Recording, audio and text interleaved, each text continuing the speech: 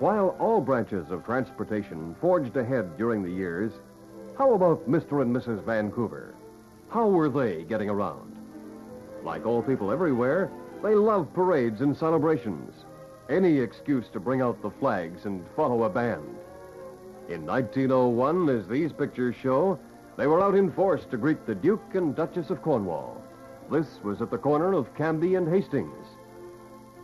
This was taken at the old courthouse nearby. All through the years, they've been meeting trains and planes and ships, welcoming royalty and movie stars and important visitors. How did all these people get around? This is the human element in the story of transportation, a fascinating record of people on the move. Nowadays, we have a network of modern buses to service. But our earlier city transportation system had horses on the payroll. The year is after the turn of the century, looking north on Granville Street from Georgia. And even then, as you can see by the sign on the left, Vancouver was tourist conscious. 1896, and vehicle styles had changed, but there were still only 4 wheels on old number 8, which served residents along Powell Street. Where are they now, these long-forgotten motormen? Did they stay with the firm long enough to win a gold watch or the presidency? The Morris Tobacco Store is still doing business on Hastings Street as advertised. That same year, a parade brought the streetcars to a standstill, as it does today.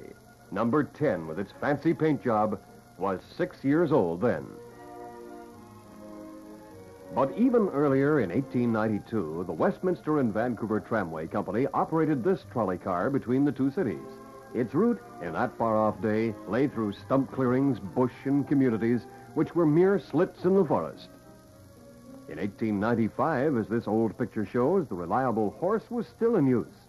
This is the Steveston Stagecoach, which ran from that fishing community to Vancouver before the CPR tracks were laid. Billy Steeves, after whom the town was named, is shown in this historic photograph. By 1900, the horse-drawn stage was still serving between Steveston and Vancouver. Time-conscious citizens who hated missing their transportation as much then as they do now hurried to catch the tram in 1908 at the foot of Granville Street, False Creek. This was a special going to the races at Menora Park. And over toward the left, you can see the Kitsilano Trestle, which is still in use. The company ran other specials in those days. In 1910, these flat cars were packed with enthusiastic fans off to New Westminster for a lacrosse game and caught by the camera just as they were about to leave Carroll Street Station. And speaking of specials, what was more special than the old observation car with its arc of lights, pretty dazzling for those days, its talkative conductor, and ladies in big Edwardian hats? This was 1912, and from the look of it, before Teddy Lyons.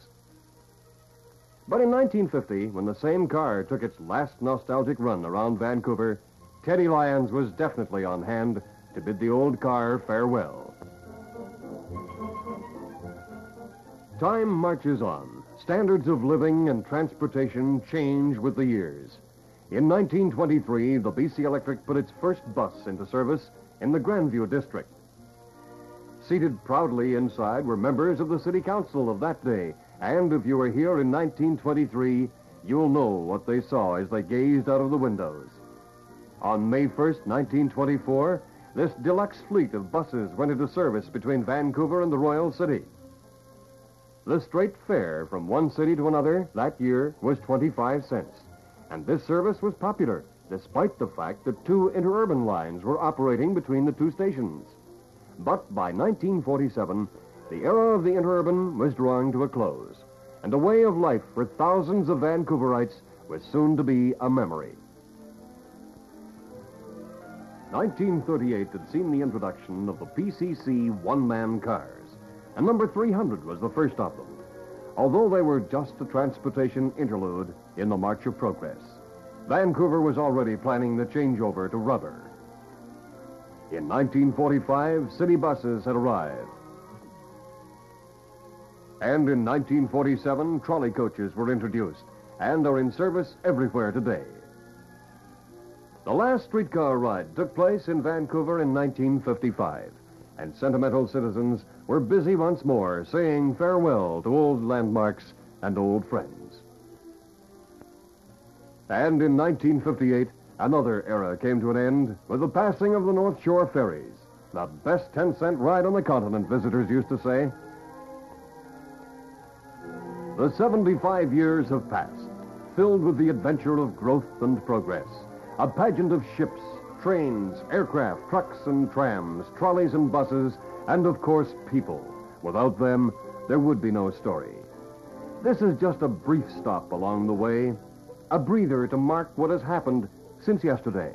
For 75 years is only a moment in the long-range story of people, and yet these 75 years were unique. Their like will never come again. The future will be exciting, but it's all planned. In 1886, when it all began, nothing was planned. There was just the forest rising beyond the first wooden shacks. But always there was the sound of men building more than ships and wagons, barges and tugs. They were building a future, and a lot of that future is still to be written.